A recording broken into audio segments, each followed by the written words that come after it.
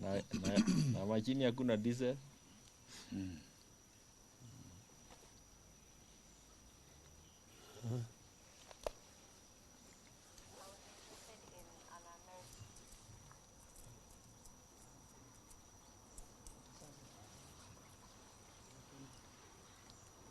They're ready. I think they're ready.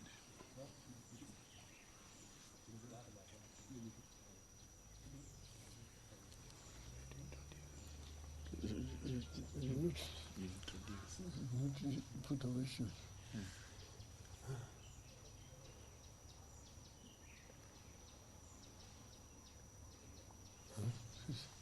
The issues. I don't know why they put it. I think I can just read it. Well, good afternoon, ladies and gentlemen.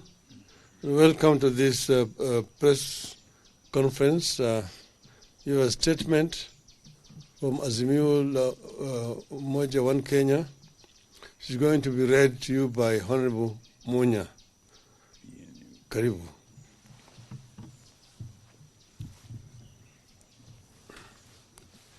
Yes, good afternoon. I'll read the statement. Our start on talks to resolve crisis. Yesterday, Kenya Kwanza released a one-sided statement signed by Honorable Kimani Ichung'wah that they claimed to incorporate our views. We disowned the statement by Honorable Ichung'wah, as Azimio had nothing to do with it. Its contents were those of Kenya Kwanza. They are wish list. We wish to clarify as follows.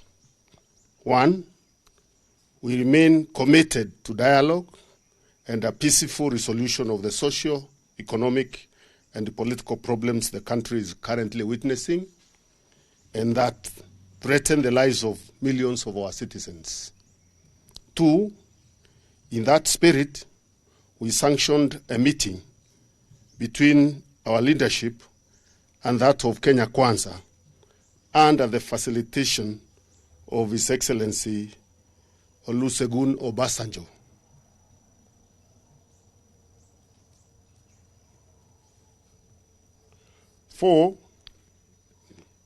3, this initial meeting was to prepare ground for honest discussions of the issues we have been raising and those that Kenya Kwanza feels like raising. The meeting was therefore a talk about envisioned talks. 4, we take this early opportunity to thank His Excellency Obasanjo for offering himself as a senior son of Africa and a global diplomat to oversee a peaceful resolution to the crisis here in our country. 5, we take note that Kenya Kwanza is trying to deny His Excellency Obasanjo's presence and leadership of the talks. That would be a very unfortunate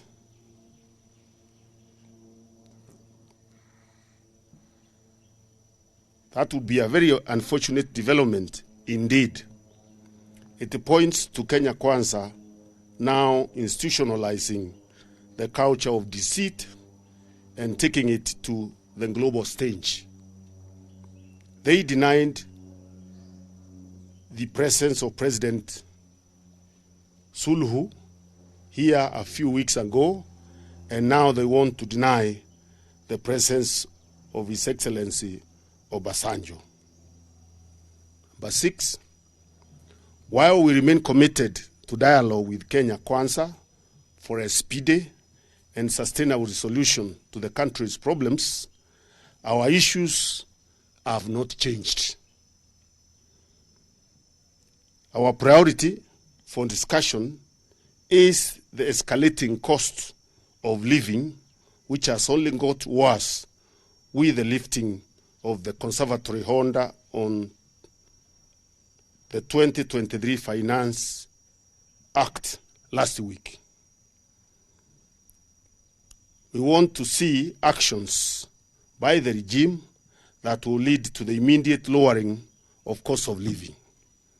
It is our position that this issue does not require any discussion, but policy or action by the Kenya Kwanza government. But since they won't do it, lowering the cost of living has to be part of the talks. Negotiations must therefore include the repeal of the oppressive, cruel, and insensitive Finance Act 2023.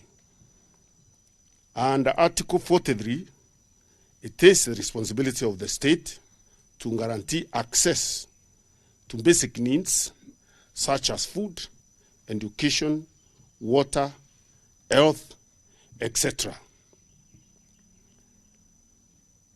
9, negotiations must include the issue of inclusivity. Kenya Kwanza must be made to disown and disavow the illegal, unconstitutional, and divisive efforts to turn Kenya into a private company that hires only those who voted for Kenya Kwanza. We remind Kenya Kwanza that the declaration by Rigathi Gachagua that Kenya is a private company, which has never been disowned by Mr. William Ruto, isolates, marginalizes, and treats several communities and regions in Kenya as second-class citizens. It has revived the question of a credible solution of the right to self-determination. 10, audit of 2022 elections and the bipartisan reconstitution of IEBC and respect for the autonomy and independence of political parties must be part of the talks. 11, in light of what has transpired these past days, we will bring to the table the issue of accountability and responsibility for the brutality and abuse of human rights of protesters. 12, it is our position that no party to these negotiations can and should determine for the other party what to raise and what not to raise. We will respect Kenya Kwanza's right to bring all its issues to the table, and they must also respect ours. Number 13, likewise, we expect Kenya Kwanza to have no objections to our priorities. 14, until we agree that each party has the freedom and right to bring its issues to the table, and as we continue to pursue discussion, we shall continue with our engagements with the people. That right is in our constitution. It has no basis for any discussion. We will continue exercising our constitutional rights of association, of expression, of assembly. We are not going to negotiate that with anyone. In the meantime, number 15, we appeal to the Kenyans to continue extending support to families of the victims of police brutality. The response has been encouraging. 16, in addition to the account number previously given, people can channel contributions through pay bill number 880100. Account number 4488460011 for Kenya shillings and 4488460027 for US dollars. Account name, Citizens Emergency Fund. Thank you very much. Questions? Manato.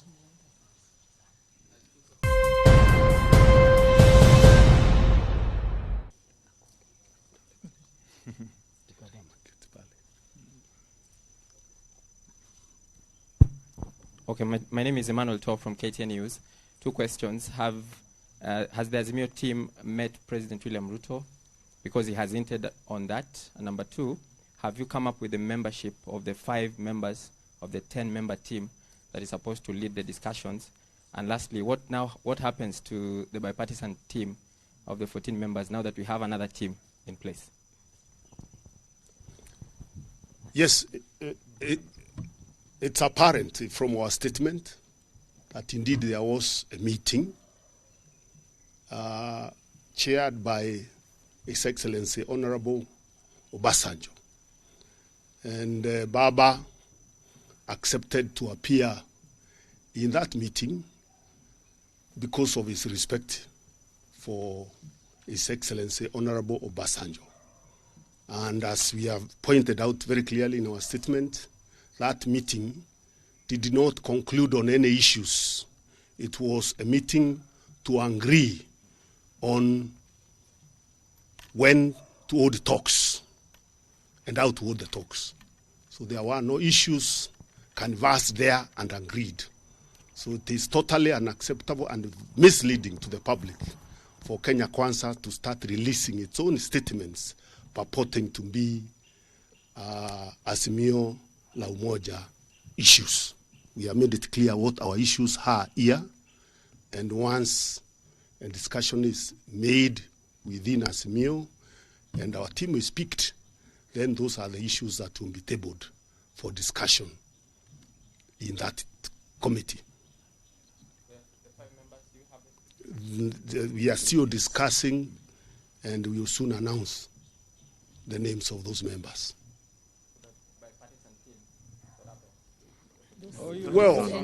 Well, remember we already announced that we had disbanded that team, not because we were not ready for the talks, but because there was no good faith from the other side. So we moved to another level. These things are always developing and evolving as the situation also evolves. All right. I'm Sydney Chazima from NTV. I've looked at the list from Kenya Kwanza, and it appears they are reading from President William Ruto's memoranda that was sent to Moses Wetangula.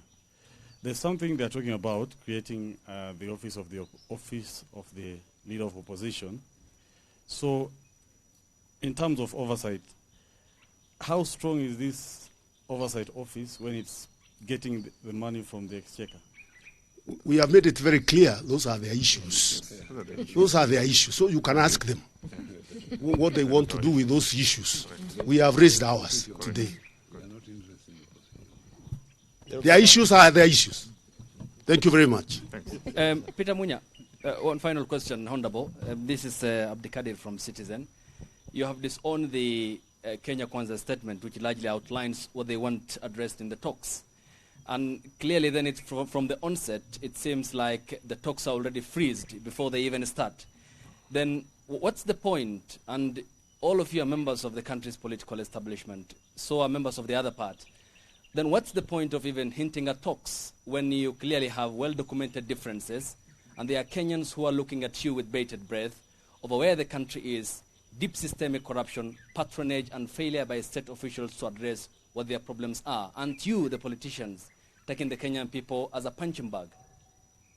First of all, talks are only talks because they are disagreements. Otherwise, if you don't have any disagreements, what would you be talking about? So clearly there are fundamental disagreements that need to be ironed out between us and Kenya Kwanza. And the difference between our issues and theirs is the issues of affecting the people, and especially the issue of the cost of living that is escalating every day is the bottom line. That is the starting point. If there is no discussion on the issue of the cost of living and the bungling of elections by IEBC, I don't see, or we don't see as a team, what other issues we can discuss. And one final So question. that is where we start. The point of departure is cost of living. How do we collaborate? How do we work together to lower the cost of living so that Kenyans can have hope and can start living better lives than they're living today? One final question. We were here in 2007. It took the intervention of Kofi Annan the late and the international community to forestall a country that was on the abyss. I mean, here's Obasanjo again. Why do we need a foreign intervention or from another entity, yet we have provisions in one of the most elaborate constitutional frameworks to address our problems? Isn't this not, I mean, an egg on the face of the country's political establishment for lacking commitment to address political stability issue after every electoral cycle? Why do we need Obasanjo? Why? Impunity by the regime. I think you understand the problem is a trust deficit that has been shown by the Kenya Kwanza government, that when you discuss something, the next day the goalpost keeps moving. So you require a respected outsider who can be able to give some guarantee in terms of what was said and what was discussed, because you can see some party that is wants to keep manipulating the process. So, and I don't think there is any problem with our constitution. Our constitution does not outlaw involvement of